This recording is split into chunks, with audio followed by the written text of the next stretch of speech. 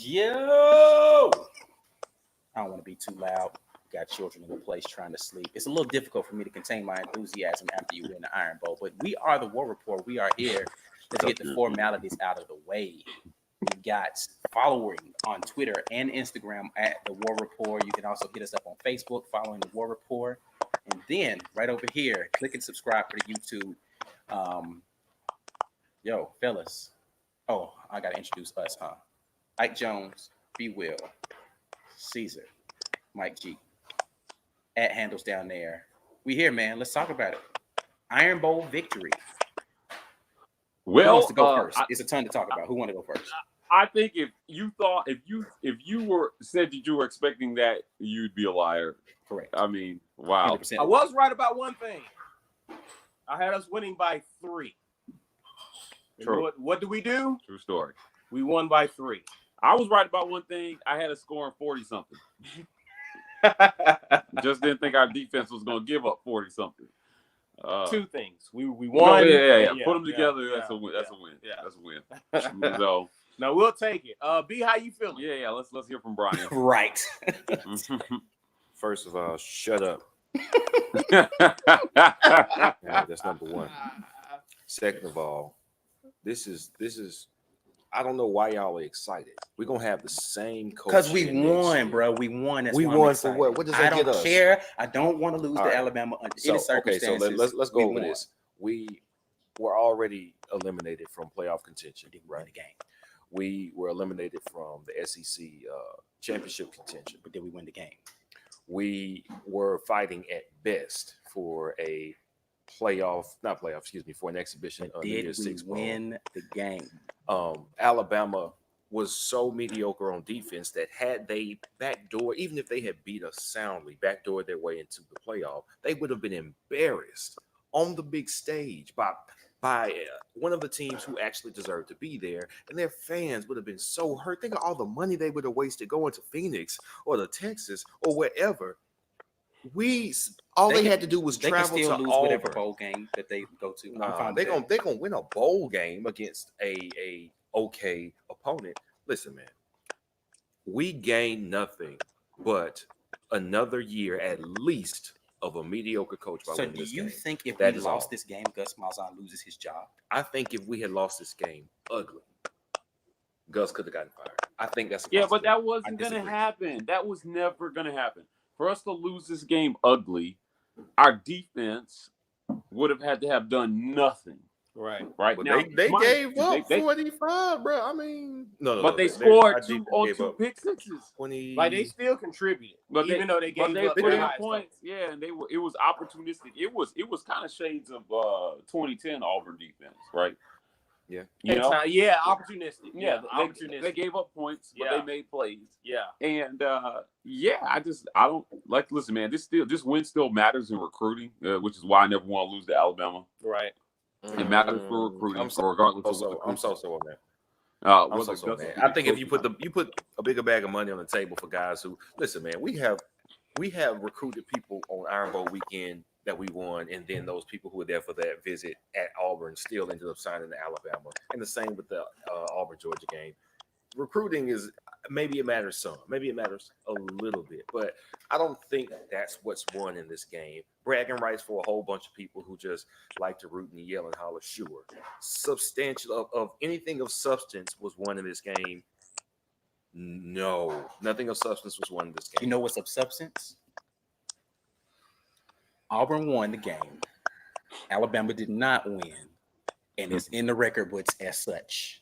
As substantive to me. Yeah. As a person who hates to lose to Bama under any circumstances, I do, because again, I'd argue even losing this game, Gus Malzahn does not lose his job. So we should win and crush their hopes of going to the playoffs. So I get to talk as much junk as I want to on Twitter and Facebook and at work and on Instagram. I can post stuff and I can do all of that stuff. And we still keep Gus because we was going to do that anyway. So why do I have to be mad at a loss? You're more frustrated if we lose and keep Gus. Right. Correct. So if we're keeping Gus, We we might might as well win. Yeah, That's Yeah. that. But I said that when we was all in here talking at halftime. I said, listen, we needed to lose ugly in order to get rid of Gus. So if we're gonna be fighting back and forth the whole game, then yeah, we might as well win. But losing ugly was on the table. Like it was possible. Their wide receivers still did crazy numbers. All right, their wide receivers did crazy numbers. The inexperience of Mac Jones and the home field advantage won us this game handily. And I'm not upset. I'm very honestly, I'm torn because I'm watching us pull out this victory. Like that Shivers touchdown at the end, I was like, I'm getting excited. I gotta stop. Hold on, bro. Oh, bro, like Shivers, bro. I mean, But Shivers not the. that got me excited, man. He not. So I saw. It was Deontay on Twitter said something about he looked like the Sonic rings got knocked out of him. I need someone to take the video of Sean Shivers scoring that touchdown and have Sonic rings and the little sound effect coming out of the Alabama player. Right. And Right. if whenever you find that video, make sure you tweet it to the War Report on Twitter, and so I can repost that all over the place. I need that. In my life. We had some comments. We had some comments. Let's read the We got a comments. lot of them. This one right here, I can't read it from this far. Somebody read that for me. This is hashtag Gus for another season with crying faces. Jacqueline Jones. Keontae said what? No, Bill Clark for Brian. Brian. Yeah. Nope. I'm sorry, Brian. Yeah, Arkansas or No one's Missouri's defense gonna did get anything. Let's just be honest. That's a fact. Defenses were not a factor in this game, except for the pick sixes. I know. I'm just saying how many points were given up. That's a lot. And I understand that our defense played better than their defense. And Without our defense, we don't win. Yeah. I mean, 2 defensive scores still matter. No, for sure. And yeah. then we got one more. Again, that's too far away. I can't read it. So As soon as I open this, I see all 4 of y'all smiling. Great win for y'all. we got. Well, no, not all 4 Well, of us. 3 of the 4 are smiling. Three of us are smiling. Three of us are Three of us are smiling.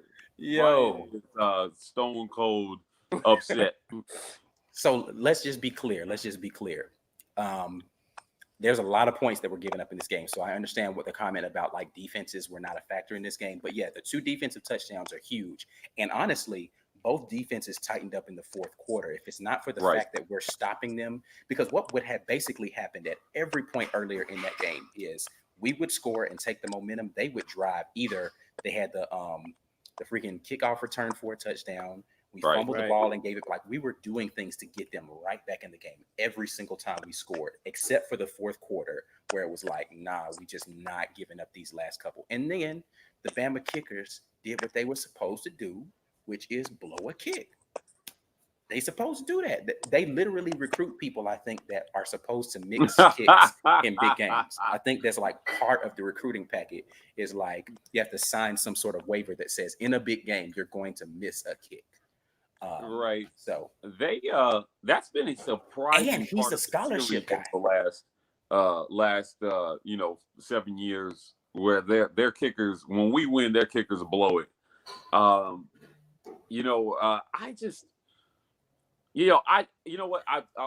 been blasting Brian, but I'm gonna go ahead and say, Brian, I still do think you'll get your wish because we were going to keep Gus no matter what. But this defense, I'm not so sure this is going to be the same defense next year. So, if we're 3 losses by game 6 next year, I think Brian still gets his wish. There's probably likely an inexplicable loss coming next year to someone. I'm telling you. This year we lost to teams that were excusable.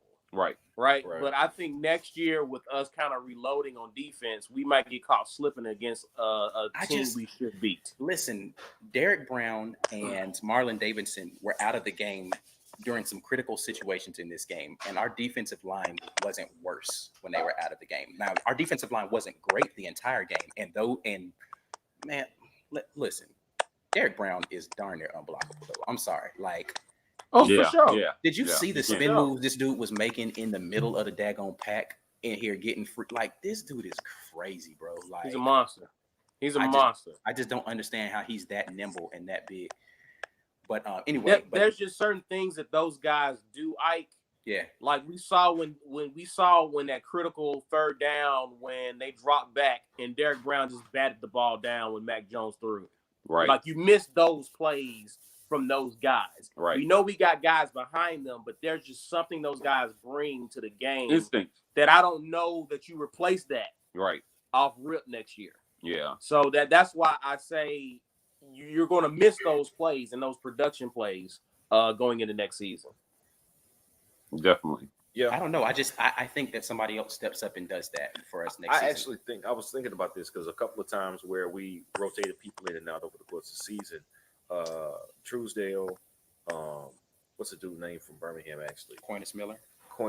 Miller, and we got a Handy from Mississippi, the other dude from Mississippi that we got, and we got a couple of defensive players that I know we redshirted Newkirk again because he was coming back off the Achilles. So we are actually gonna be decent. What we won't have is a game record. Derek Brown's a game record. We will not have a game record next year. But I don't know. My point is, like, I don't know that anybody's going to be Derek Brown, but I do think that We're there gonna are be solid. guys a year better that can wreck some game plans out there. I I just hope we have I agree. what I hope we do find is a true pass rusher. Like I need a true edge guy, and that's We'll going be to better make the at rest of the defense better. Man, listen. We can talk about next season later, but yeah. First of all, Big Cat Bryant is the most almost face defensive end. It's like he's just like, I just want to get in the picture. I don't want to be in the center of the picture. My edge up ain't right, but let me just get in the back behind a couple people with the peace sign so that you know I was there. I know pressures matter when you can force a quarterback up into the pocket to run into a Derek Brown. Yeah. But if we don't have a Derek Brown to wreck the middle of an offensive line to come get the dude, you got to do more than just wave some air and cool the quarterback off, dog. That's why I said we Bryant, need a true guy that's going to be a dog out there. On the we edge. do, because it's not him. And I know it, all of them are feeling good about the production, the type of defense they put on the field this year. And they should, because they did great this year. But listen, man, we got a lot of almost players. Everybody's almost good. I thought TD Moultrie was going to be better this year. And I don't know if he's the dude that steps up. Like, what was it, 17 when Sensei Mud. He put on I didn't see that coming from Jeff Holland. Correct. In 2016. Yeah, he became a dog. He was a dog in sure. 2017. And that's what I'm saying. Maybe. I'm hoping that somebody grow. And that's what, like, we're saying that right now. And again, we have a whole off season to talk about next year's production and all that. But I do think that somebody's going to grow into that position for us on the offensive line. Let's talk about tonight, though, because we won the game. Yeah. Brian is upset. Everybody else in Auburn fandom is they're probably feeling a little bit of that teetering on the edge. There's a lot of people torn right now. Let me say this. I do want to, in a classy manner, shout out Mac Jones for playing an incredible great game. Yeah. The throws he made, staying in the pocket with our guys up front running at him. For him to bounce back after throwing pick sixes and leading scoring drives like that he showed a lot. I don't know what the future holds for him. I don't know if he's Bama's QB moving forward, but he played an amazing game. Yeah, listen, Derek Brown was in his face all night, and he stood in the pocket and took some hits and delivered some big time throws. Absolutely. Yeah. But another big shout out for Bama is Jalen Waddle. He destroyed us as a one-man wrecking crew out there. Oh man, he had a game. Right. He had a video game. Yeah. He had a Madden game. Like he was like 99. Yeah. He had a player rating of 99. Yeah. Definitely. It was nice. But I'll tell you who I'm gonna give my I don't even know what to call it, but my bad award to, my bad trophy to. Listen, man, Seth Williams better be running sprints. Yeah, that was terrible. That penalty was terrible. All week next week. That personal foul, unsportsmanlike conduct was probably one of the most selfish plays I've seen from somebody on an Auburn team in a really long time. It nearly cost us the game. And for a kicker like Carlson, who's been struggling outside of 40 yards, to show up today and make 4 40-plus yard field goals, 2 from 50-plus. We don't win the game without him today. We bagged on him a lot this season, so I think it's important to say, hey, listen, he stepped up in the biggest moment to go 4 for 4. I mean, he scored 12 points. But yeah, we didn't play great offensively in this game against a bad Bama defense. I can't stress that enough. We scored 2 offensive touchdowns? Defensive. We got 34 points. Right. Offensive. Yeah. Right. We got 12 on field goals. We got 14 on pick sixes. I really thought that they could score 30 plus without the defensive scores. And they did. No, right. And we had to kick those 40 plus yard field goals because of the offense stalling. Right.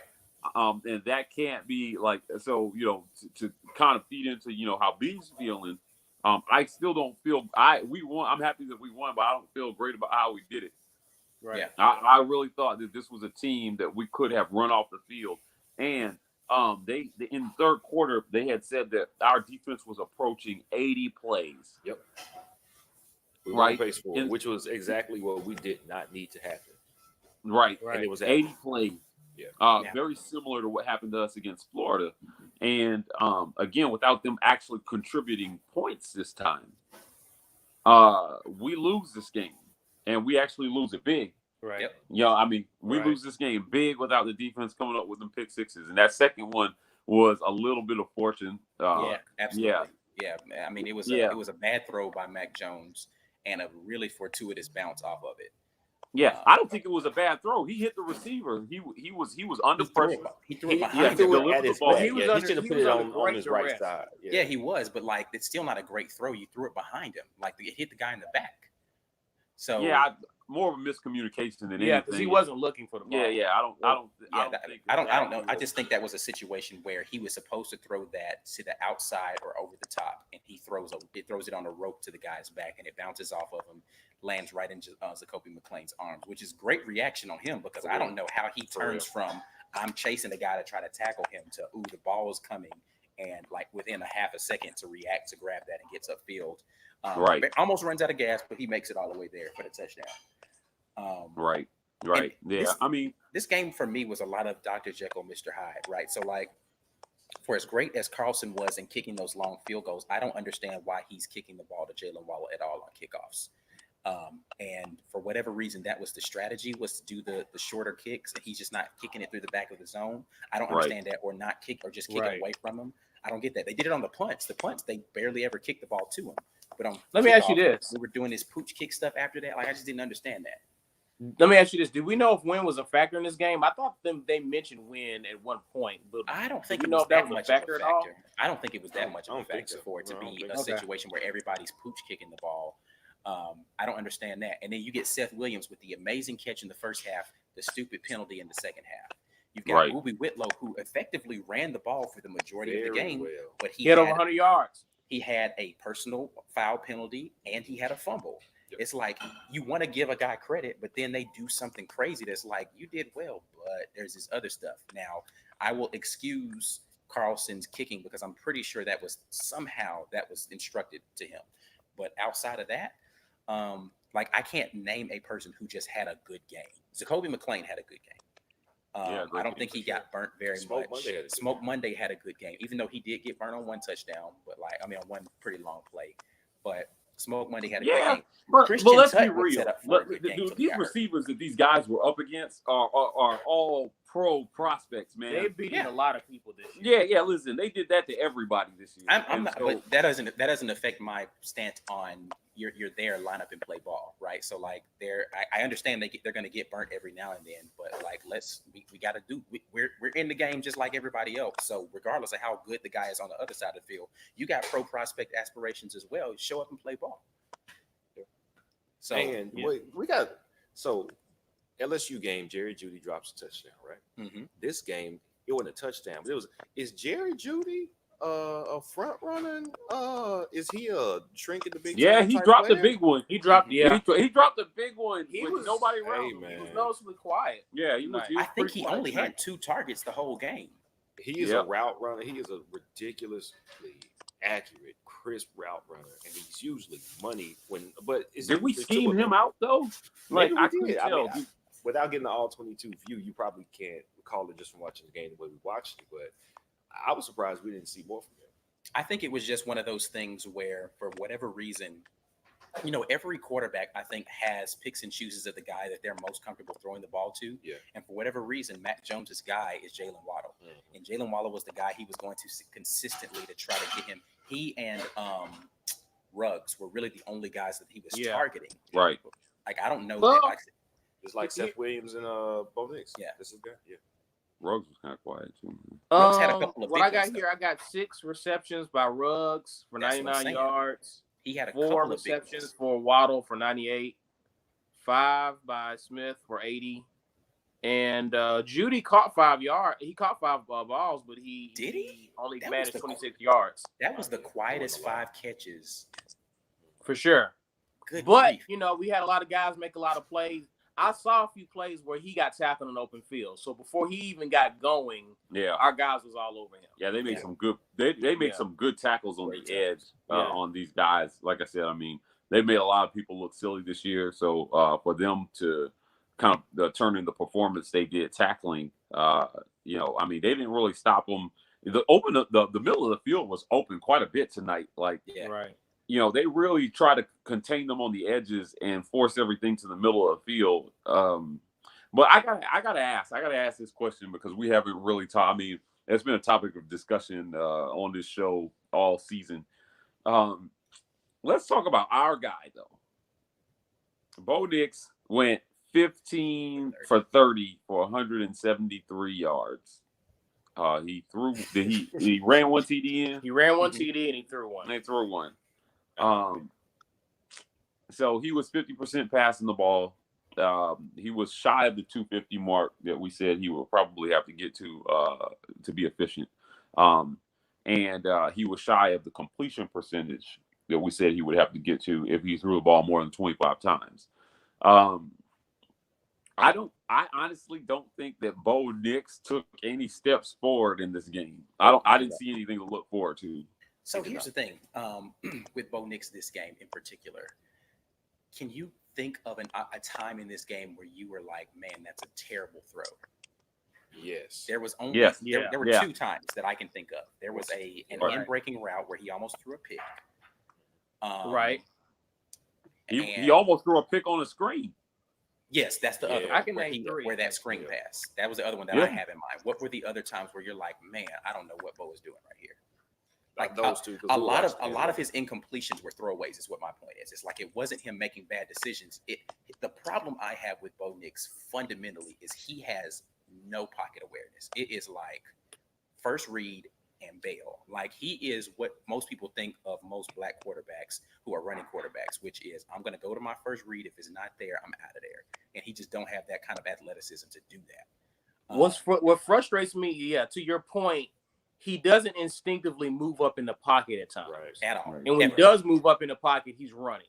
Yeah, like he's taking off, which is fine if you get good yards, which he did tonight. But he has a tendency to run backwards and take himself out the play. Loop around, right? So he's moving to one side. He loses sight of the field, moves to one side, takes the other half of the field away. When instead, if he's had room to step up, see more, a couple of seconds, like it's like they said there was some stat for him coming out of high school where he had like not taken a sack in over a year at Vincent Valley. So he's quite adept at a little pressure, nope, and I'm out of here. And he could do that, I'm sure, against 2A high school defenders. But here, once he was on tape making that little, I'm bailing, he's going the same direction most times. Right. Or he's going that direction and he's trying to run, and he doesn't secure the ball when he runs. I was just as nervous watching him run as I was watching Booby. So I was too. Yeah. He didn't get any better at these things. So he's got a whole off season to listen. You got to stop rolling this way. Instead of rolling out, step up, look, survey. That's your first option. Yes, covered. But I mean, he had dumped it down to somebody at one point, and we had somebody open over the top. It's like, what are you looking at, man? Are you seeing everything that's on the field? We didn't see any progression over the last 2 weeks from Georgia to today. Maybe the offseason fixes it. I don't know. I don't know if Dillingham is a quarterback coach in the vein of we're going to get you fundamentally better between the ears at reading, recognizing, and making these decisions. I don't know if we have that coach on our staff or not. I have no idea. I didn't see it today. I hope we see more going forward, but I also hope Gus Malzahn is not our coach, so maybe we don't see it for the first, Hey, listen, I gotta tell you, the completion to Hastings was completely ridiculous and it not was luck. intended at all. Yeah, he was trying to throw the ball away, and he just didn't get enough. I mean, that was fortunate. That was very fortunate. I don't even know what that means. All right. So, yeah. So I think the thing that Bo Nix needs to realize is that it's okay to there are legal ways to throw the ball away from the pocket. Like his immediate thought is, okay, let me just get rid of this. But like you can do that from the pocket if there's a receiver who's on the sideline, throw it 2 yards out of bounds. Right. You can be in the pocket, throw it in the direction of a receiver, and that's a throwaway. But step up into the pocket and allow yourself to keep surveying the field. He hasn't learned how to do that sort of thing yet. Right. But all right, so we said we were going to do this. So everybody, I think you've already kind of given yours, Mike. But who are your? And I'm gonna start. I'm gonna kick it to you first, Mike, since you already gave yours, and then we're going to Caesar. I'll go last. B. Will, if you have one, I don't know. You might.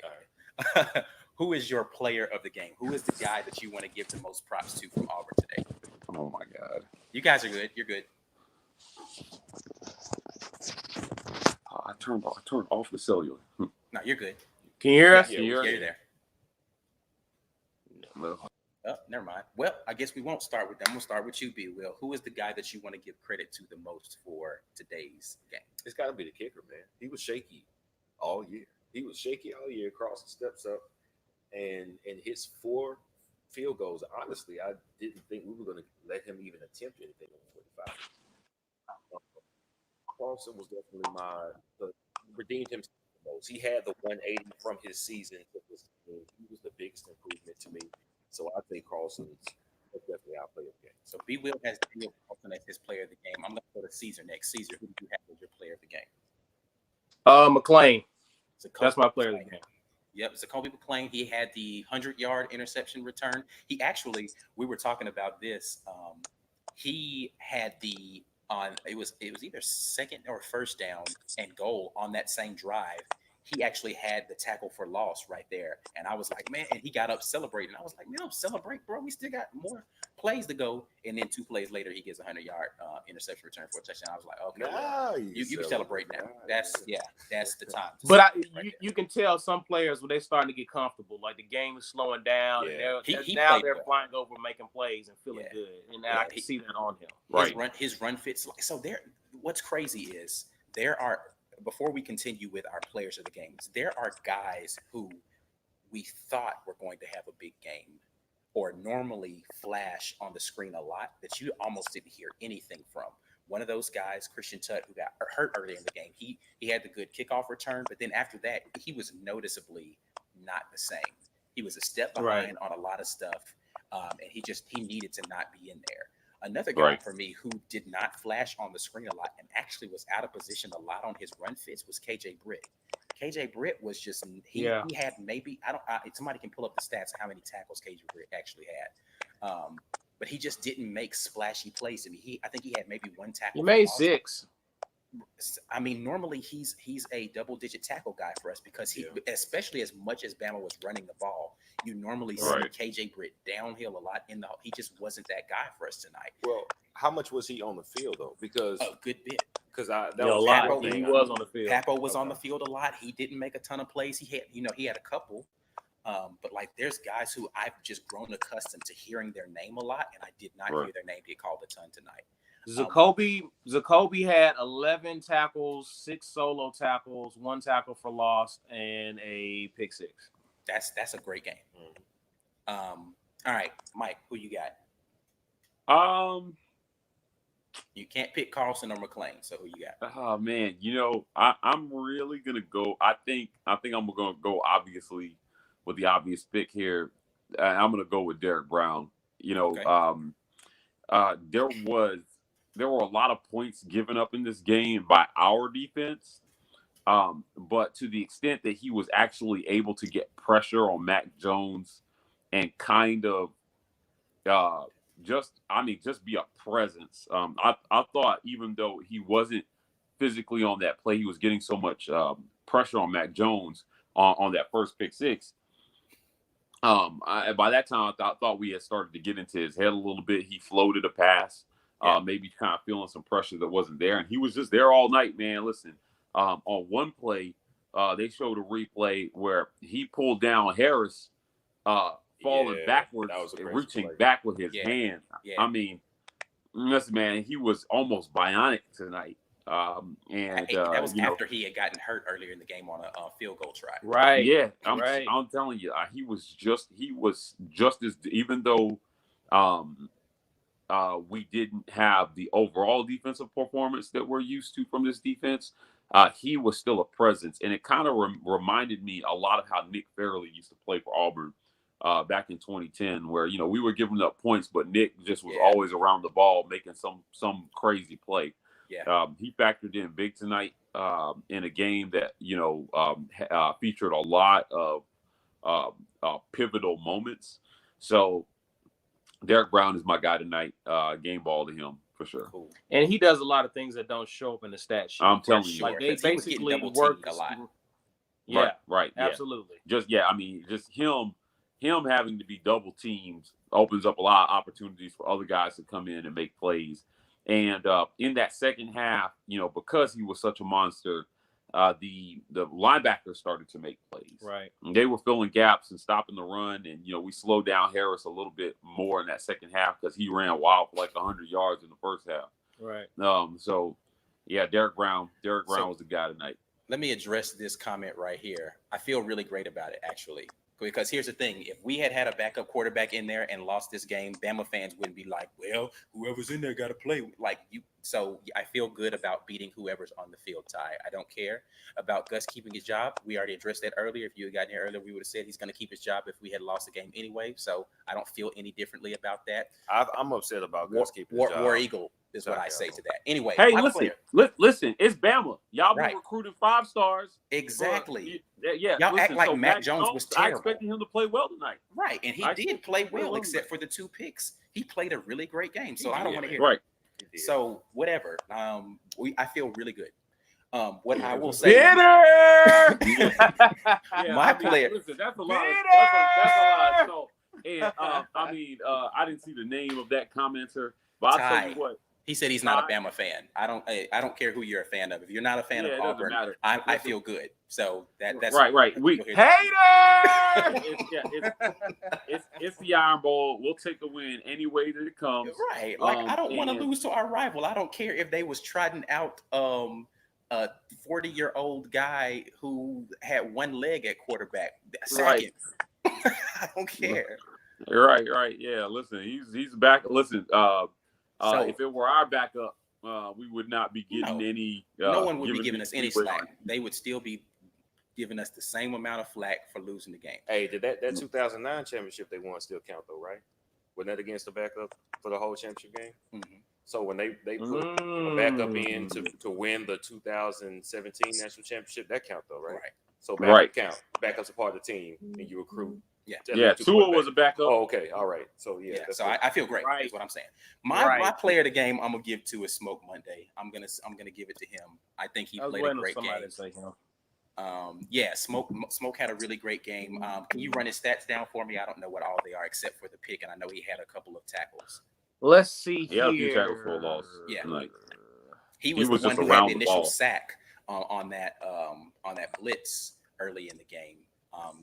He was blowing up a lot of stuff over there for them. A lot of those tackles where they were trying to do the flare out stuff to the wide receivers, that was Smoke on his horse, keeping those in front of him as well.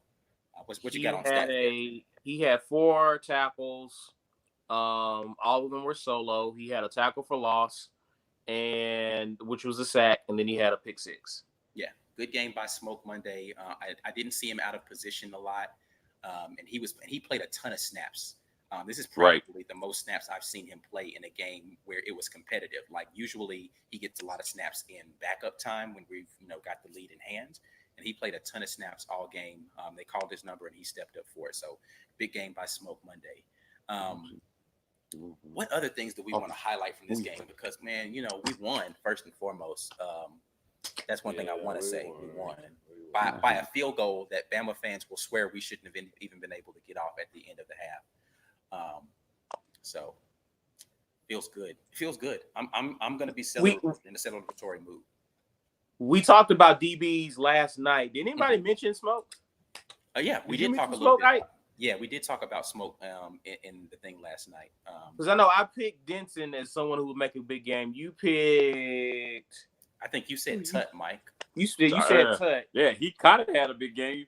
I mean, his punt return set up the first score. Yeah, I didn't know if you said Monday or not. I did. Yeah, Smoke was the guy I think I said last night that I thought, wow. There you go. You nailed it. Yeah. You nailed it. He came up big for us. The other guy that I was expecting to have a big game, though, we talked about was Daniel Thomas, and he just, I mean, he made a couple good tackles. Yeah, he didn't play poorly. He got hurt. Yeah, he got hurt in the game. So that's the thing. Like, two of the guys who we normally would count on got hurt. You know, who surprisingly, now can we just give some props to a guy who I never give props to?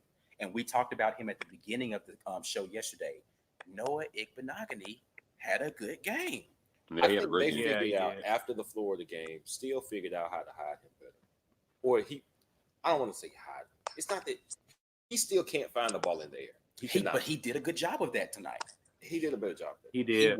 He wasn't being super handsy. He was just staying in the guy's hip pocket, and then he would turn to locate the ball. Yeah. Like, other than, I think the only DB that had I won't even say poor game, but like didn't have a great game was Roger McCreary.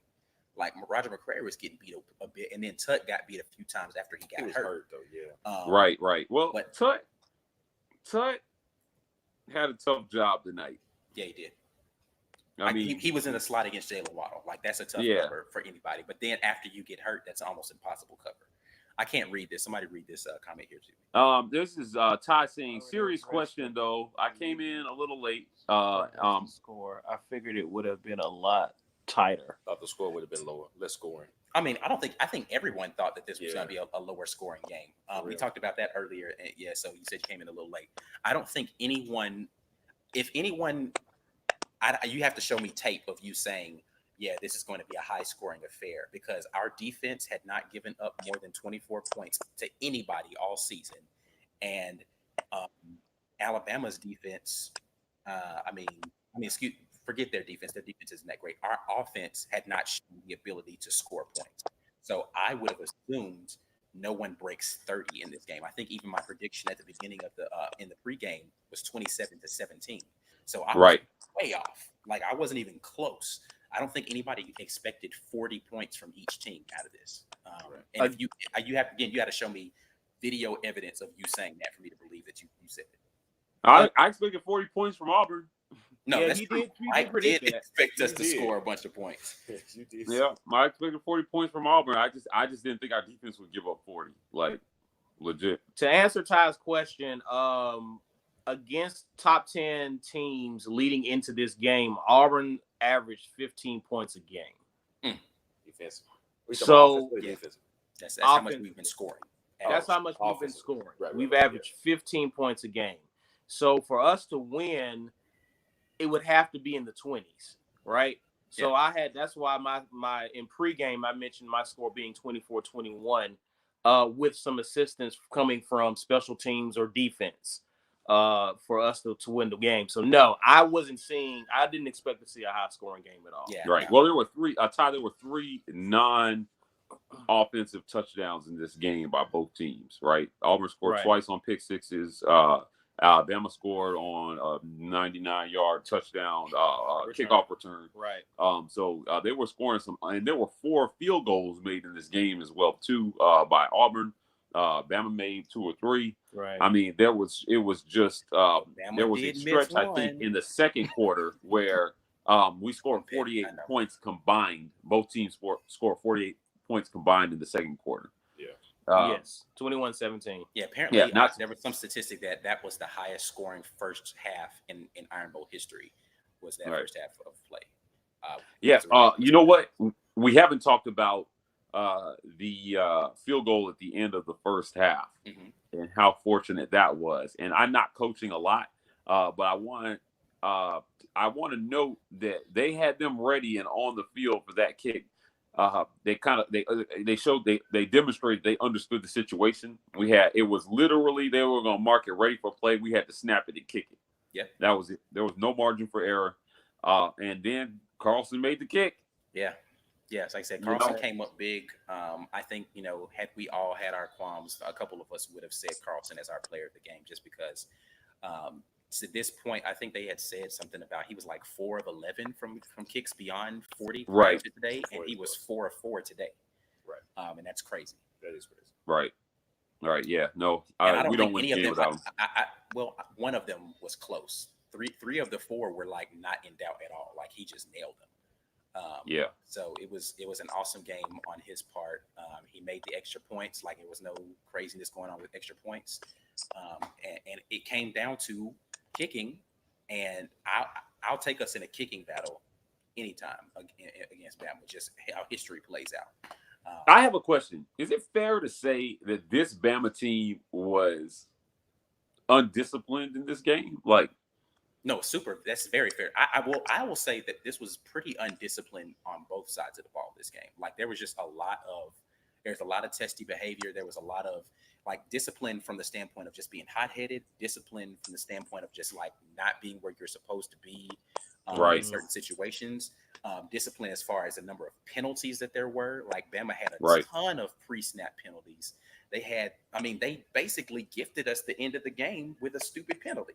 Like, right. Their discipline was completely lacking in very critical moments that allowed us to win this game. I ain't mad at it, but I'm just saying it's a fact that they shot themselves in the foot one more time than we did. Right. I think it was during the Alabama LSU game. I think they ran a stat that Alabama ranked in like the bottom half of the NCAA in terms of penalties. Oh yeah, in the year. Yeah, literally. They set a record for the most penalty yardage under a Nick Saban coach team tonight.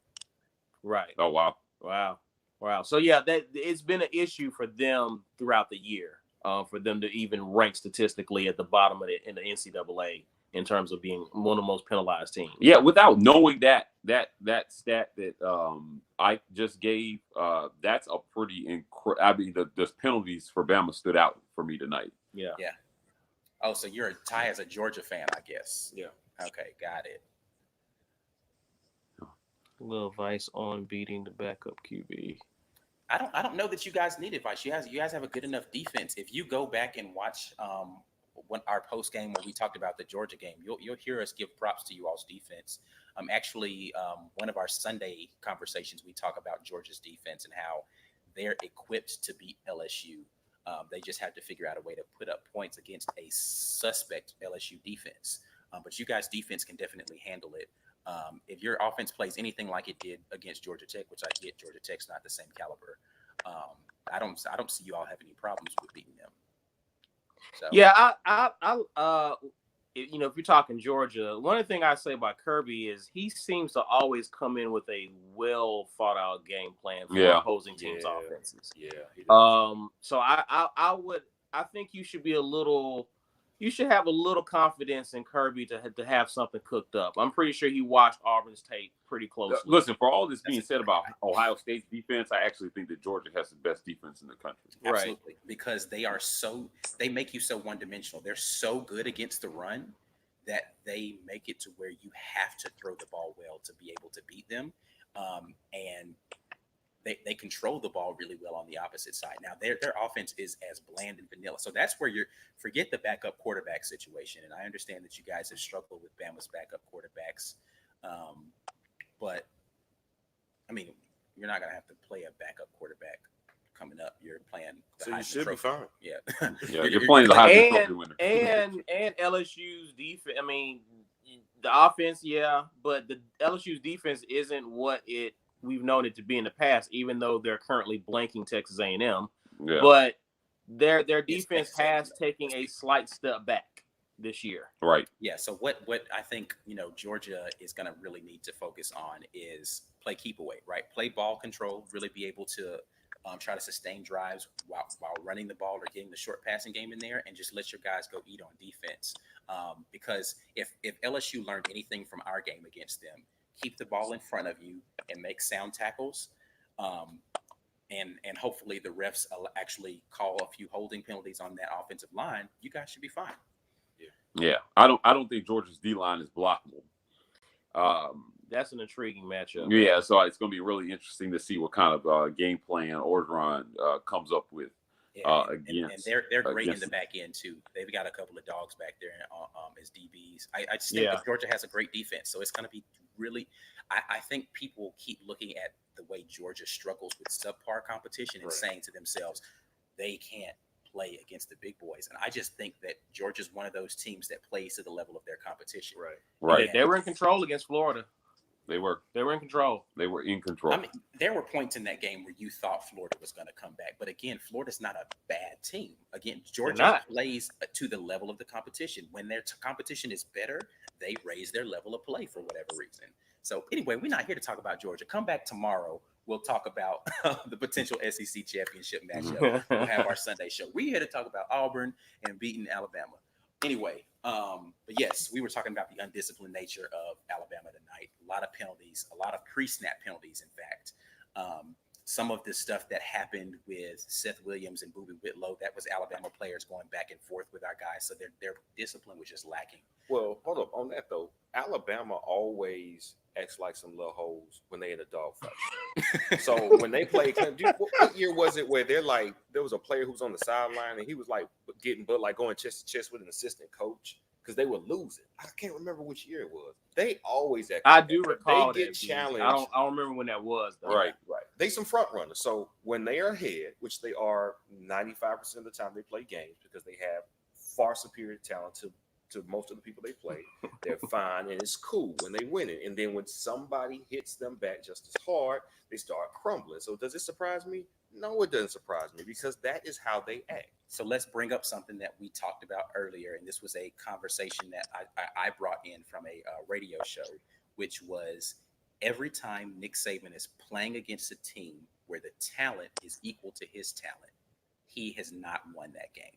If it's equally matched talent, Nick is losing. Do we think that's an example of that again tonight where Nick Saban? Hell no.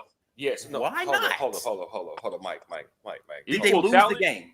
Hold on, wait. Time out. We Mike were out. We were out. Mike is about. Let me tell you. To cape. Yeah. Mike is about to cape, and I'm not gonna have it. Mike, you're not gonna cape. You know what? It'll be a good. Let's do a little research project.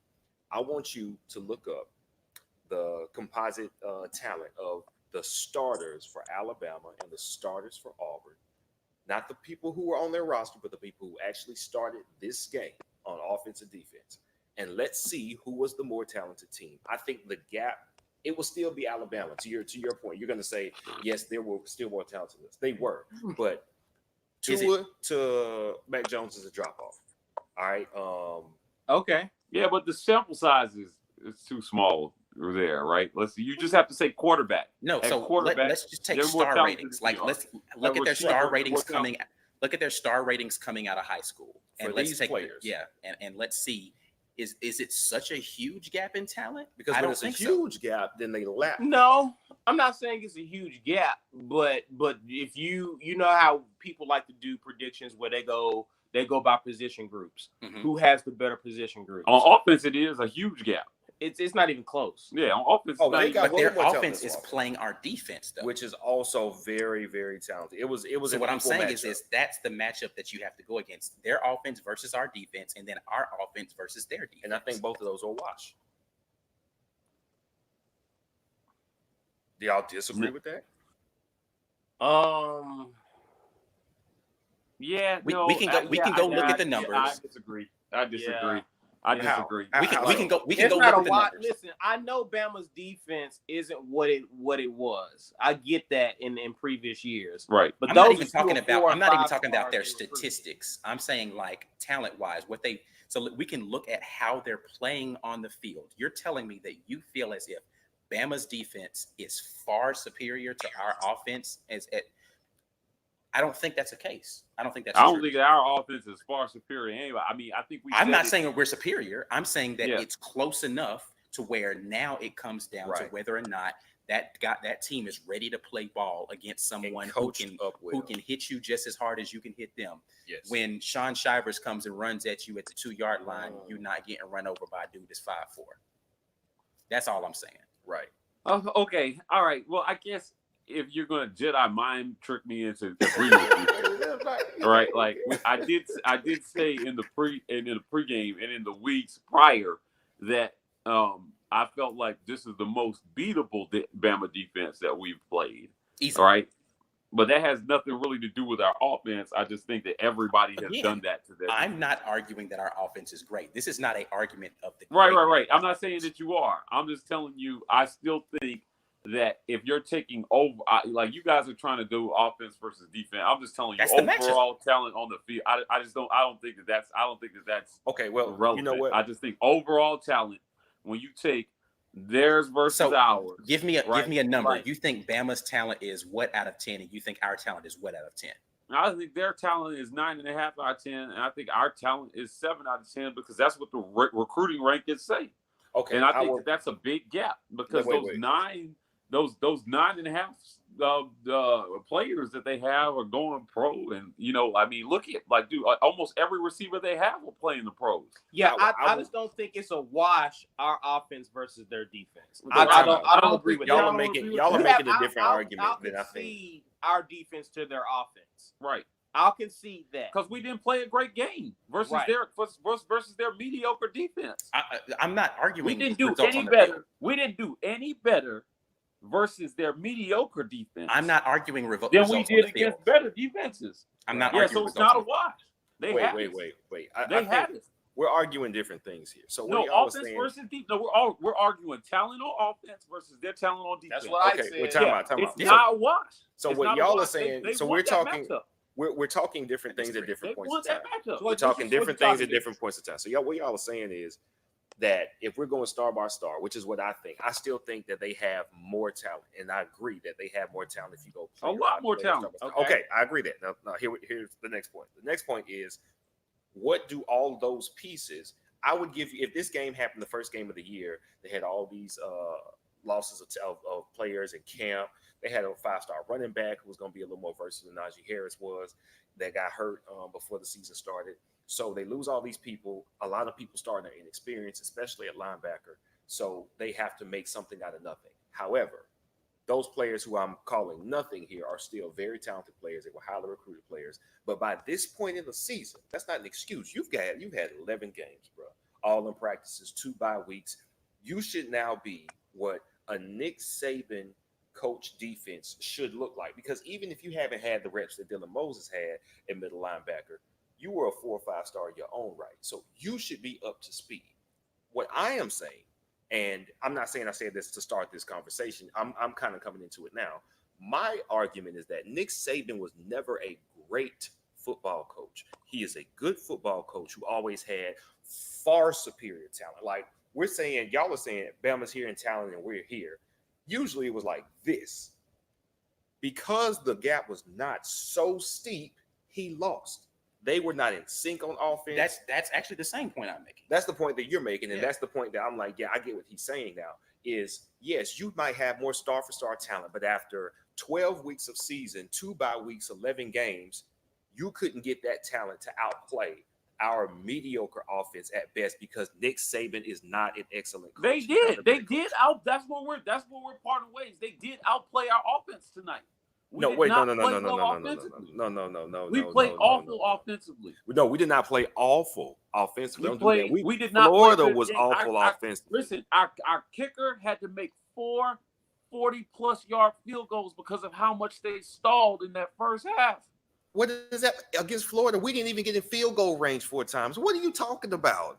But we didn't get an opportunity against Florida. Good? Listen, we all agreed pre-game that we wanted them not to put Carlson in 40-plus field goal positions. And they did it anyway. They did exactly that. He just being more disappointed in our offense doesn't mean that they played poorly. They didn't play poorly. They didn't have a great game. Again, they didn't dominate. They did just enough to win. They got us in field goal range. Bo Nix had Bo Nix had a below average game. No receiver really did anything but Schwartz. Whitlow fumbled the ball at critical times. Schwartz only had 1 catch. You were getting blown off the ball. Bo Nix was running for his life half the game. We were getting blown off the ball. How many rushing yards did we have? Touchdowns in that game. How many rushing? 2 offensive touchdowns without At least and three. two What are you talking defensive scores. We get run off the field tonight. The way this offense played, that's what I'm telling you. They didn't keep us in it. Wait. Shaba They scored a He had 3 touchdown. touchdowns. We had three 3 touchdowns. We had Okay, we had Right. 3 touchdowns. Okay, and So- 4 field goals. So what my point is, so number one, like I don't understand how I understand Their that the offensive performance kept them in the game. Our offensive performance would have guys run off the field if our defense had not contributed. That's all I'm saying. Hold on. Mike, Run off the no, field. You tripping, bro. You tripping, bro. Wait. 4 touchdowns. One of those we hit a 2-point conversion, right? 3. One of 4 those touchdowns. Well, Who were the touchdowns. 4 touchdowns? There were 3 offensive touchdowns. Bo ran for 1. Bro ran for 1. He threw for 1, and Shot. And Shaba Shot scored 1. Right. So Okay, so that's 21 points with a 2-point conversion. That was 22 Like I said. points. All right. Right. We They got had a 12 points short off field goals. We had They 12 got a points on short field. Let me field. finish. We had 12 points on field goals. That's 34 points, right? 34 offensive points, right? That's not really. I mean, the field goals ain't really offensive, man. That's What? special teams. Lord That's have how mercy. are field goals goals are not offensive when we It's gotta get it in the field goal man. range? So Listen, can I make? Go ahead, Ike. Go ahead, Ike. because No, we I'm just get asking 40, how that- 50 yarders. Hold on, Mike. It doesn't matter. We missed those before. So getting us in field goal range or not even being in the position to kick field goals Yes. with a bunch of 3 and outs, which is what we had been doing pretty much every game And we before this, sustained drives. counts for something. Which was I was so worried about No, last we've been time. in that We position put- before this game. We've been in that position before No, this game. no, because no, Carlson no. has been missing them. We've been watching him miss them. So we've been there before. We know we that. didn't consistently get in 4 the times? position. 4 times. Yeah, he missed a bunch in a bunch of games. We've been there. He was In the same missing game. some points. 4 we times seen in the this same game. story I already. disagree. I mean, we can Okay, all be So, disappointed in the offense. here's the argument, right? So the argument is this: the point that B is making is that, or the argument is, we can expect when Nick Saban matches up with a team who has close to or equal talent as him, Or a little he worse loses. talent. He than said him. close to, yeah. Right. And no, I just want to Close make it to clear, or not equal? close to like he's a little below, because that's never the case. We're talking about equal talent, or he is just slightly better in talent. He loses. Okay, Right. We're averaging what, the top 10 recruiting class every year, We're right, Right? at 10. Right. so we know there's not much disparity between us and Bama. Hold up now. Between 10 and 1, that means Bama's getting 3 absolute freak players that we aren't getting every year. That means for every Derrick Brown that we get, we got 1 the last 4 years, and they're getting 1 of those every class. That's a huge difference. That is You're a making my phenomenal point. difference. You're starting to make our point, B. Well, I don't make know the if you point, because realize I'm it. You're starting to make our point. I'm confused. I Go got ahead. to pull it. Your point is that they should have beat us because they had so much more talent and they still lost. I'm confused now. That makes Nick Saban a bad coach. What are y'all still talking about? How are you losing to Wait, B, you subpar going from talent? saying a good coach to a bad coach? I'm sorry, man. Y'all got me heated. Nick Saban's not a bad coach. He's a good coach. He's a great program builder. He is a good coach. I have a hard time not saying someone's a great coach who's just been winning championships Yeah, left that's and what I'm right. saying. Like I can't go with that. I don't think that's my argument. My argument has always been what I stood up on and said at the beginning is that when the talent gap is shrunk, his teams aren't coming up and playing big. Right. That's my And I'm actually telling you that I think they have much more talent, and they got beat tonight. Right? Sometimes the better team don't win. The better team doesn't always win. You know, we weren't the more talented I'm team. not We weren't arguing even that close. Bama is I'm conceding they're the more talented team. I said Okay. when the talent gap is not huge, he loses. That's what I said. Okay. I'm agreeing that there's a talent gap. I just said Okay. that my question initially was, is this another scenario in which a Nick Saban coach team is losing when the talent gap is not monstrous between his team and the other team? I just disagree with that. I think that the But you talent haven't gap given is still any big. reason. There's more factors in whether you win the game than how much talent you have, right? And I tonight, agree with you that. know, Coaching is one of those factors. Yes, right? Coaching is a factor in that, Mike. Yeah. Coaching is a factor. I never said that it wasn't. You're trying to tell me that this dude that's won like 5 or 6 championships in the last 10 years is somehow a bad coach. No, But I'm not saying program that. builder. That's I'm telling 100% you, not what you I'm showed saying. me another example of a great program builder who's a bad coach that got 6 championships. Show me that. Now, I'll agree with you. Yeah, that's why I can't go with you on Yeah, that. yeah. on that Show one, me B. another coach. Wait, hold on. Time out. First of all, Name them. First of all, here's what y'all are doing. Y'all are saying that college football, as currently built, which is fundamentally uneven, like college football is wildly uneven depending on what institution you're at, how that institution is funded, what that institution's tradition is as far as that sport goes. Because think about this: Kentucky's great at basketball, right? They can pull world-class talent. Why couldn't Kentucky just engineer some of that and gear it towards football? Because that's not their focus. They don't care about it. Not like the University of Alabama does. Not like the University of Oklahoma does. Not like Ohio State does. Each one of these places has their own identity and they have their own infrastructure when it comes to what they have to nourish a program. If you go there, it's not just Nick Saban did all this. Nick Saban did that at Alabama. Nick Saban couldn't do that at Kentucky. Not like he could do it at Alabama. It is fundamentally different because you're taking a person and giving him all the credit for the success when what goes into that is far more than what he does. I disagree. He was doing it at LSU before he went to the Dolphins. He won one championship that was a split championship and then lost the next year and left. Do not do that. He won it. He won it. Please don't do that. He won a vote. I like how you acted like winning one championship is somehow he gets credited for that championship. He does. I'm not saying he shouldn't get, but you're comparing. Won a championship. Ish. Well, he was building a monster at LSU. Then why leave? Because he didn't win it the next year, dude. There were other good teams in college football, but he was building a recruiting monster.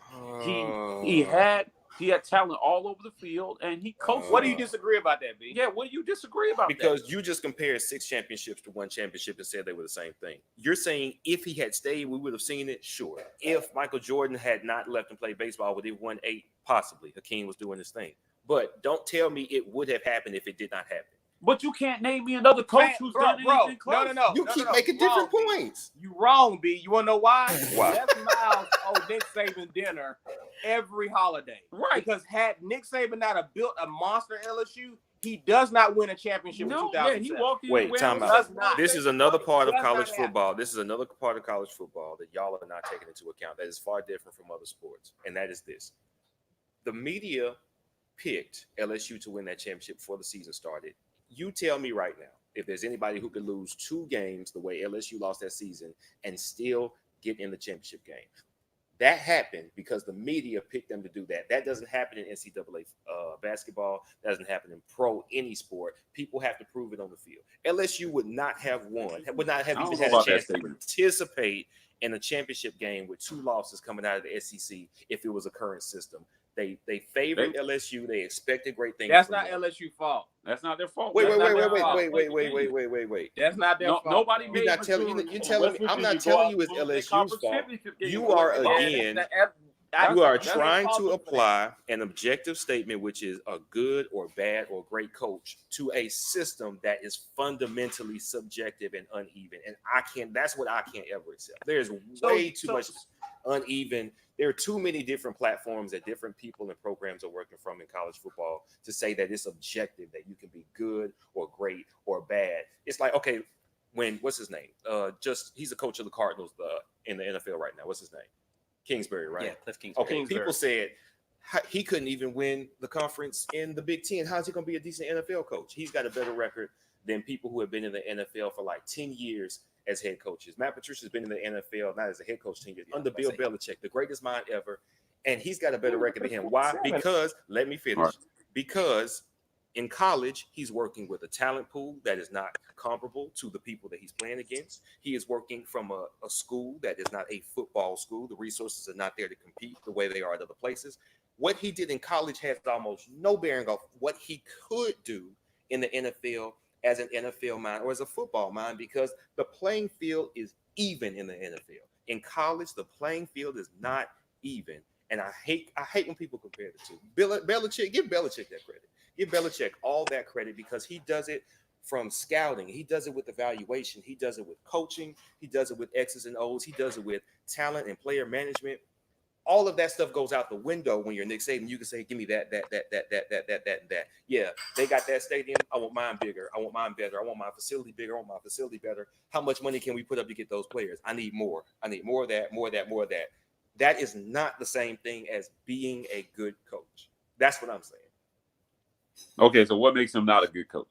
I didn't say he wasn't a good coach. I said he's a good coach. He is not a great coach. I think, okay, Who's a great coach? Who's a great coach? Who's a Bill great coach? Belichick. Bill Belichick college is a great football. coach.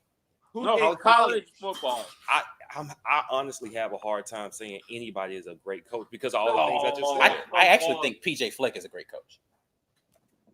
Maybe. I can't If disagree you're with you. going to say he's not a great coach, you have to tell me who is a great coach. If the playing field isn't level, we can't evaluate objectively good, bad, great, or anything. And it's well, not. you can't. But listen, but then So what are you so saying, we don't- B? This is a non-argument. You can have a Right. great run. He has had an Nobody is a great all-time coach. run. It doesn't He matter has whether had he's an a coach. all-time If no one's a great run. coach, that means Saban is a great, Great coach, right? Because No, basically it's you're Saban to saying he's nobody? a good coach. He's at the top of college football. Football, yeah, that's it. If no one's great, if you can't tell me who's better than him, You know, I'm taking the guy with 6 I'll championships. say this. So you guys I'll are say grading this. on the curve. Basically, that's what it is. In terms of what? In terms of what? Winning? You said if nobody's great, then that makes him great. So Right. that No, means that you he's said that. He No, said wait, hold on. that. I'm He gonna say said- that. You said said that my nobody's argument great. was that. no. You said to say no one's great in college football. Yeah, we didn't say that. no. You're saying that if no one's great, that means Nick Saban must be great because he's the best of the not greats. That's what Yeah, you said. you said Nick Saban was great if nobody's great because of the championships, right? Duh. Right, right. We're saying somebody has to be great. I don't Come on, think that. guys. I don't think that. I mean, listen, if we can, let's celebrate wins in college football because we know we celebrate wins in all sports. But are y'all telling me that you really think college football is a fundamentally even level playing field sport? No, nobody's Okay, saying that. so are you telling me that Nick Saban, with half the resources he has now, would still have come up with 6 championships at another school? Listen, man. Half the resources. Answer that question, yes or no. Half the resources. Half the resources. Half the resources. Bam. Any other Listen, program bro, would he That's win? a bad argument. Yeah, Because we've seen coaches go, we've seen people at Ohio State, we've seen coaches at USC with those same resources Texas get A&M. fired. Texas A&M, they got more money than anybody in college football. That's not all the More resources, though. That's not the totality of the resources. That is not the totality of the resources. What define that? Define the totality of resources. I told you what I told you. It was the infrastructure of the state. How was the state? How was the school funded? How is the They got all that. how does Yeah, they good, the bro. resources? They got all that. They good, bro. They got oil money. They got a fertile recruiting ground. So Why did SEC Oklahoma now? State? Why has Oklahoma State not won a football championship in the last what? Have they ever won I one? mean, you picking one school. I'm telling you that it exists. That's what I'm telling you. But I'm no, trying what to you're tell telling you me is resources that exist Texas at other A&M schools. has it, Oklahoma State. It's not just one. It's not just money. It's the identity of the school. I gave you that. The history of the school. Is it important to the okay, history? fair. Okay. Then those fair. boosters don't go, yeah, let me give some money to the engineering program and to this. They so no, we want to win football. Alabama's Okay. identity in the state is so unique that number one, they started football a lot sooner than a lot of other programs. It matters more to the people. We know this. We know how much football Okay, matters. to sure. people here. You still got to do something with the talent when you get it. At the end of the day, it comes down to players and X's and O's, and that's all I'm saying, right? Because everybody, all the 5 stars can't go to Alabama. correct. They So can't. They did right. for a Now, little how do you while. think And Florida- as soon how do you as think all Florida of them stopped winning going, program? as soon as those 5 stars spread to Ohio State, because a coach with a reputation coupled it up with resources and a history, Ohio State, Urban Meyer won one, right? As soon as a coach that had some prestige went to a school with a football tradition and resources, they won a championship. It was like, what, the 3rd year? Because he got there in 2012. They won probation. Who, Urban Meyer? Yes. He didn't sustain it. And I'm not telling you that he sustained it. But as Who soon cares? They as won it under Tressel. yeah, that was like, how long did Tressel go without one after that, though? It don't matter. He Don't still matter. won one. He still won it. You acting like We're- everybody we're out losing here the just point. winning championships. We're losing the point. The point being that if you want to trace anybody who's won college football on a consistent basis, very few people do it on a consistent basis. I do think there is something to credit Nick Saban with the ways that they have developed players, at least at one point, the ways they develop players. It's kind of fallen off. The NFL kind of got hip set a little bit. Like Saban players used to be like 10 in the first I have round, a and now theory about that. they kind of I have a stretch. theory I want to about hear that. that. Tell me about that. Okay, to Ike's point, the argument that when Nick Saban faces teams that are similar to in talent level, that he tends to lose. What I think is happening to Nick Saban is that offenses are catching up to Nick Saban's approach to football. Right. Because back when he was in LSU, those defenses he used to put up were stopping teams cold. But you know what was going on back during that time? It wasn't spread offenses. Right. Teams were pro style. Yeah. So when Urban Meyer came on the scene, he was giving Nick Saban fits. Mm-hmm. When we hired Gus Malzahn and he was an unknown, he was giving Saban fits. Yeah, right. I think offenses have caught up to the defenses and passed the defenses. Right. I think that's what Saban is dealing with. That's why the score was 48-45 tonight. Right. Because you're spreading these teams out. And all the rules are very offensive friendly. At the end of the day, That too. At the end of the day, right, what we've seen a guy who's been at Alabama for 12 years, and he's evolved over 12 years. They play a different brand of championship ball than they did in when 2008. What they did in 2009 and Right. 2011. Right. And I'm telling you, if I would take that any day over what we've been doing. So, like, I mean, at the end of I don't think the Bama fans are complaining about what they're getting on the field. No. Right. So my whole They deal. complaining tonight. My whole deal. I actually disagree that the Bama fans have started to complain about what They're complaining tonight. Well, No, they've been complaining all they're year. Bama fans, so they're gonna complain no matter what. But I'm saying, Which they shouldn't complain. right? Listen, they go bored complaining. They're Bama fans. My point is that the talent gap. I mean, you know what? Here. Let me go ahead and just spit some facts. Since 2015, our recruiting classes have been 7, 8, like 13, 15, and 17. Right? So worse. And theirs have been 3 to 1. Yeah, they have not gone further than 3. 3 since 2015.